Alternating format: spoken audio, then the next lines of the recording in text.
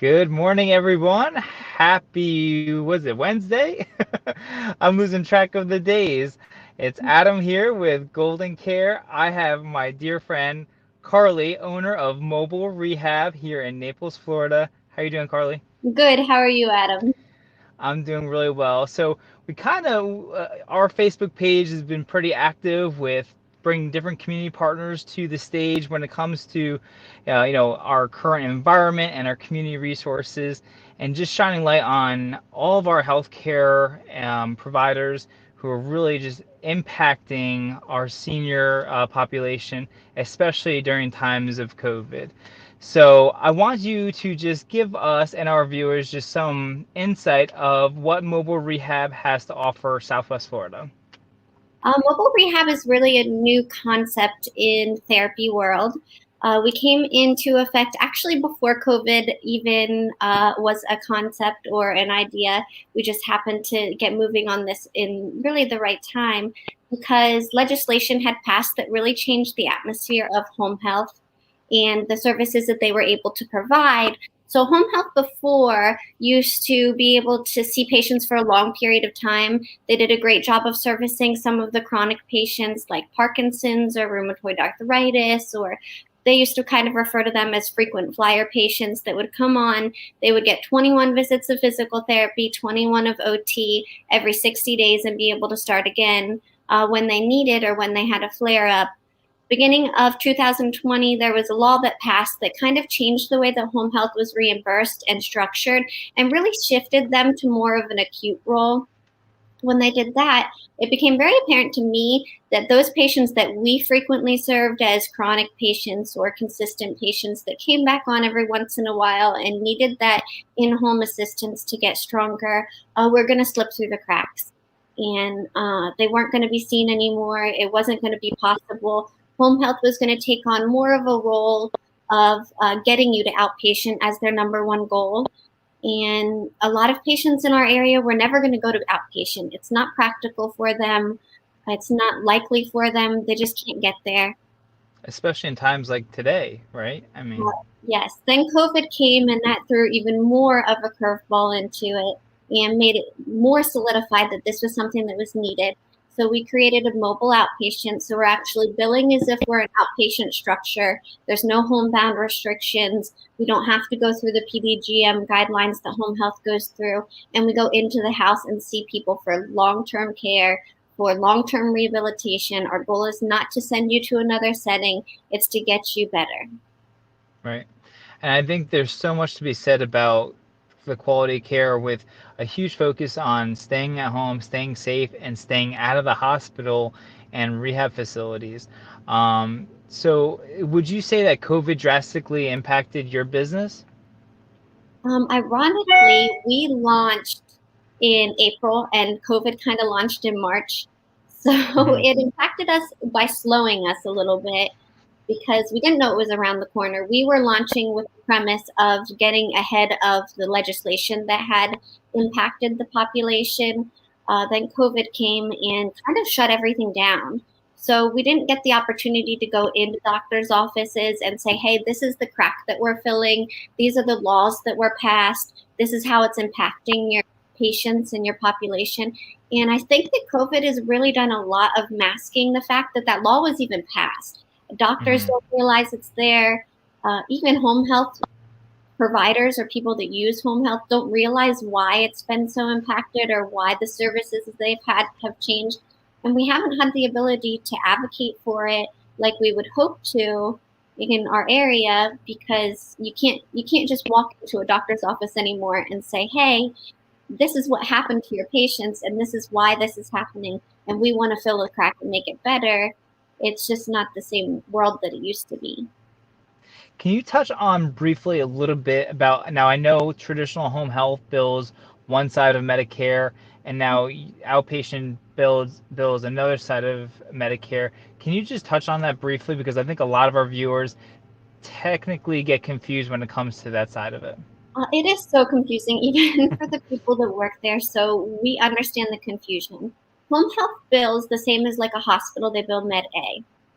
they had legislation that was passed in the beginning of 2020 that we had seen coming as home health professionals. We didn't know exactly what it was going to contain, but the big thing that it really did was it shifted home health from being a pay per service certain group. So that used to be every time a PT walked in the door, the home health agency got paid. Every time an OT Hmm. walked in the door, the home health agency got paid. To a pay by diagnoses. So now it's a computer system where the home health agency is going to type into the computer system your diagnoses, where you were referred from, a few other little factors, and the computer is going to say this person gets 7 visits. And it doesn't really matter what the physical therapist sees. It doesn't matter what the doctor orders. It doesn't matter that COVID is in existence. All that Hmm. matters is your diagnosis went into this computer system, and that is what the computer is going to pay for. And they can advocate, but there's only so much they can possibly do as providers. So they get 7 visits where they used to get 21. It used to be Right. solely based on their opinion. Now it's based on all of these other complex things. Med B is what outpatient bills, and they are still a pay per visit uh, system. There's obviously caps and things where we know Medicare is going to request our paperwork. They want to see progress. They have different stipulations, but we still have our clinical judgment.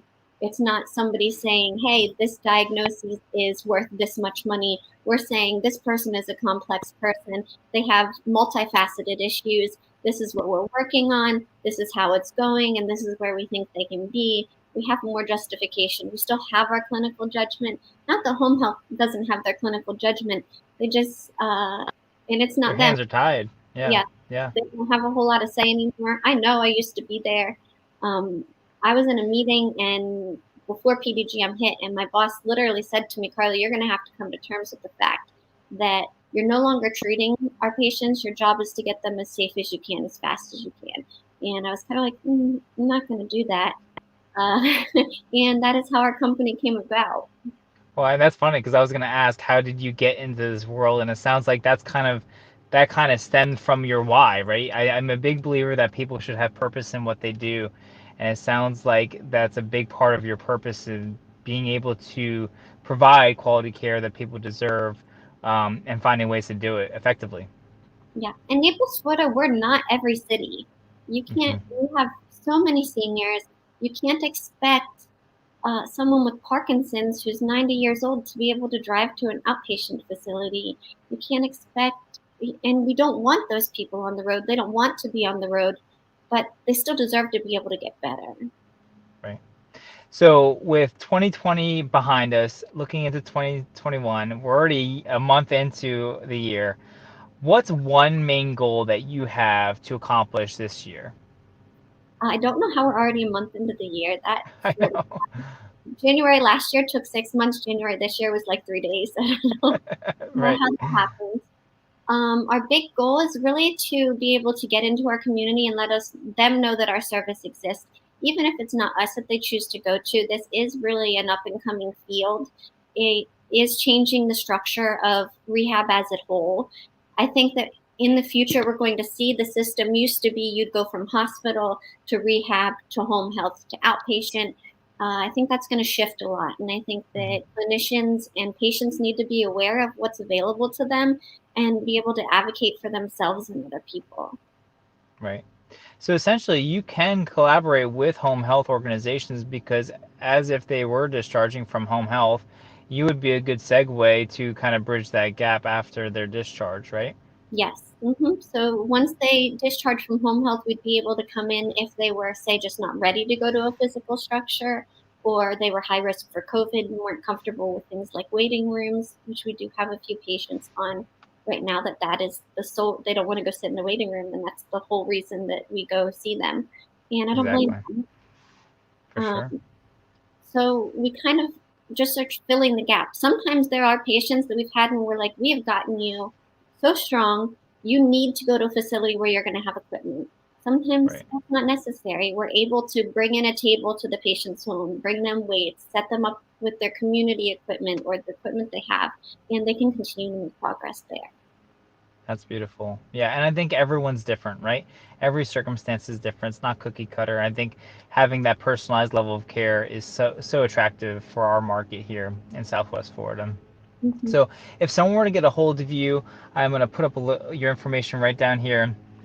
You can reach Mobile Rehab right on their website at mobilerehabfl.com, or give them a call at 239-558-0216. Anything you want to leave with today? I just am super grateful that our community has people that are advocating for it. And Adam, you and your company do an awesome job of being involved in our community. It's rare, and I appreciate it. And it's always a pleasure. Absolutely. Well, thanks for jumping on here. I know it's a busy time of year, so I appreciate you carving out some time out of your day to jump on and bring some great context to our Facebook and YouTube page. So I hope you are well, and I look forward to working with you this year. Thank you very much, Adam. Have a great day. You too.